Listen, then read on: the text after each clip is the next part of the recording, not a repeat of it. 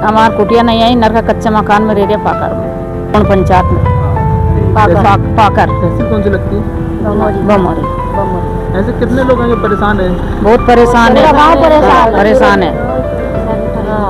नरको कच्चे मकान है, अगर बरसात भी हो जानी तो भिंजा वाले कपड़े बात कीजिए, नहीं सुने, कोई भी नहीं सुने, कोई भी नहीं सुने। गरीब लोग 3 बार दे चुके, 2-3 बार दे चुके, हमारे 2 बार आ चुकी पर आई नहीं कुटी थी। आती आती वापिस हो जाती, पता नहीं कहाँ चली जाती। आती नहीं, सेक्रेटरी सरपंच कहते आएगी। कौन सी परेशानी है?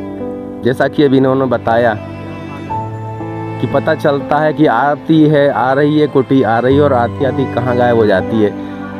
रमेश मालवीय जी, समस्या बड़ी विकट है, क्या कहेंगे, क्यों है? देश के प्रधानमंत्री जी ने बाबा साहब अम्बेडकर जी का जो सपना था कि देश के अंदर रहने वाला प्रत्येक व्यक्ति के घर के ऊपर छत होना चाहिए, और उसी क्रम में जब भारतीय जनता पार्टी की सरकार आई तो पूरे देश के अंदर ऐसे लोगों को चिन्हित किया जिनके ऊपर छत नहीं थी, उनको घर बनाने का काम किया।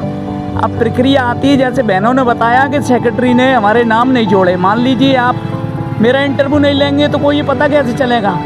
तो इन बहनों के यदि वहाँ पे नाम दर्ज नहीं हुए होंगे तो सरकार को तो कोई ऐसा नहीं। आप जैसे जनप्रतिनिधि जो जमीनी स्तर पर काम करते हैं और खासकर इन लोगों के बीच में रहते हैं, फिर आप क्या अपनी भूमिका निभा रहे हैं? आपके रहते हुए क्यों इन्हें यहाँ? मैं आपसे निवेदन कर रहा हूँ कि हमारे अभी ग्रामीण विकास मंत्री, कृषि कल्याण मंत्री, माननीय पूर्व मुख्यमंत्री और देश के भारत सरकार के मंत्री शिवराज सिंह जी ने पुनः बहुत सारी आवास देने का वायदा किया है और बजट भी पास किया है।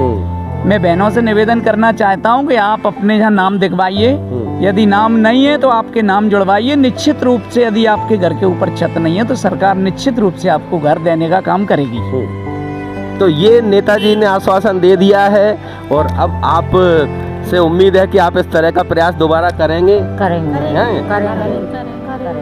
और लेकिन आश्वासन तो दे रहे हैं, हमारी कुटिया तो आ ही नहीं रही। क्यों? नाम तो जुड़ रहा होगा। नाम तो जुड़ रहे नहीं, वोट लेने का चक्कर में आप जा रहे हो, नाम जुड़ रहे हैं, फिर कुटिया क्यों नहीं? वोट लेने आते हो तो फिर कुटिया क्यों नहीं आ रही है? कुल मिलाकर कहने का इनका तात्पर्य ये है कि जो काम ये अपने बलबूते पे नहीं कर पा रहे हैं, वहाँ इन्हें आपके मदद की जरूरत है। मध्य प्रदेश के लोकप्रिय मुख्यमंत्री जी ने अभी प्रत्येक गांव में कैंप लगाने का वायदा किया है जो 25-26 जनवरी तक चलेगा। प्रत्येक कर्मचारी घर घर जा रहे हैं, उनकी KYC करा रहे हैं, उनकी जो भी जरूरत की चीजें। कोई भी नहीं आ रहा, ना मंत्री आ रहा है, संतरी आ रहा है। मीडिया के माध्यम से कलेक्टर साहब के पास में ये बात पहुंच जाएगी कि आपके गांव में कोई भी कर्मचारी नहीं गया, पटवारी नहीं गया, तहसीलदार नहीं गया, सारे सेक्रेटरी भी ऐसे ही है, सब पैसे दो और खाओ और मजे करो। आने के देवत ना कोई भी नहीं बतावे, कोई लाभ तो कोई की नहीं सुने, बड़े बड़े आदमी की सुने, गरीब की नहीं सुन रहे। ये संजू भैया ने नहीं सुना था, हमारी ये कौन सुने? गरीब आदमी की कोई नहीं सुनाई कर रहा। 12 साल तक मैंने मीटिंग करी संजू भैया की, विधायक था जब से मंत्री तक की, नहीं सुनेंगे। फिर आपको सुनना पड़ेगा। मैं निवेदन कर रहा हूँ, बहने आप भी सुन लो। सरकार ने तय किया है, प्रत्येक गांव जा रहे हैं, एक एक व्यक्ति की KYC करा रहे हैं और जमीनों का भी KYC करा रहे हैं। सब लोग, आप लोग जागरूक बने। सबसे बड़ी बात ये है कि आप लोगों को जागरूक नहीं हो तो कुछ नहीं मिलेगा। बने कैसे? जब आपने बोले सफेद कागज लेके, सुनो, सफेद कागज लिखवा दिया, लोग वहाँ दे देना, आओ साहब हम पहुँचा देंगे। कागज हमारा पहुँचा ही नहीं। आप ये आपके क्षेत्र के हैं, आप इनको जानते होंगे।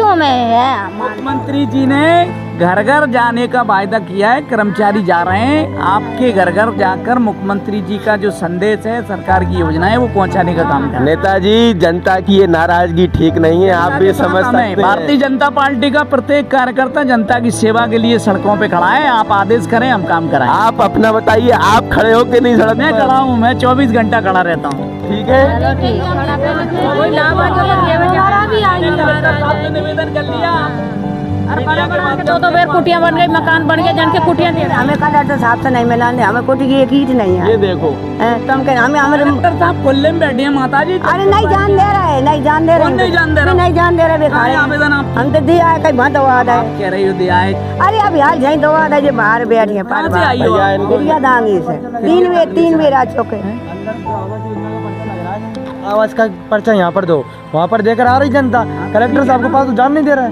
वो आवाज का पर्चा दिया है अपन, वो रिकॉर्ड में आगा होगा, आपका रिकॉर्ड में जाएगा भाई। आप कागज ना जाने मैं सरकार को पता इससे लगेगा। 8 दिन पहले फिर औरतों को लेकर आया था मैं खुद। आप बताओ, चलो कागज दोगे तभी तो जाएगा कलेक्टर साहब के पास। ठीक है, मैं मान रहा हूँ एक प्रक्रिया होती है, लेकिन फिर भी इतनी और जनप्रतिनिधि के बीच में इतनी दूरियां क्यों है? माता जी, जब आप जागरूक होंगे ना तभी तो सरकार की ताकत बढ़ेगी। आप कमी बताओगे, हम लोग उस कमी को पूरी करेंगे। आप लोग बताओगे नहीं तो कैसे पता लगेगा? चल रही है हमारे घर पे 3 लड़का है मेरा, और मैं सेक्रेटरी से बता परेशान हो गए। खबरें नहीं सुनी आपने तो भोपाल जाएंगे डायरेक्ट। ये देखिए, सुन लीजिए, भोपाल जाएंगे अगर यहाँ सुनाई नहीं। स्वतंत्र हैं, आप कहीं भी जा सकते हैं, उसके लिए स्वतंत्र है। ये जागरूक लोग हैं, आप ऐसा वैसा मत समझना है। इसीलिए तो कह रहा हूँ कि आप जागरूक बनेंगे तभी तो होगा।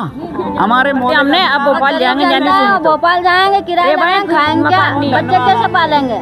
अरे देश की आजादी 10 किलो गेहूँ दे रहा है, क्या होगा 10 किलो में? अरे सुना था नहीं कोई नहीं सुना ना। कलेक्टर साहब का 3 बार फिर चुके, हम 3 बार हमें जाने नहीं लेने के लिए अपन एक कागज वहीं दवा दे पर बार। गलत बात कर रहा हूँ, बताओ आप। अब हम क्या बोले? कुल मिलाकर लब्बे लुआब ये है कि सुनवाई होनी चाहिए, जिला स्तर पर हो, प्रदेश स्तर पर हो या ग्रामीण स्तर पर हो। और फिर क्यों कहा गया है सरकार आपके द्वार? जरा देखिए, समझिए और इस नब्ज को टटोलने की कोशिश भी कीजिए।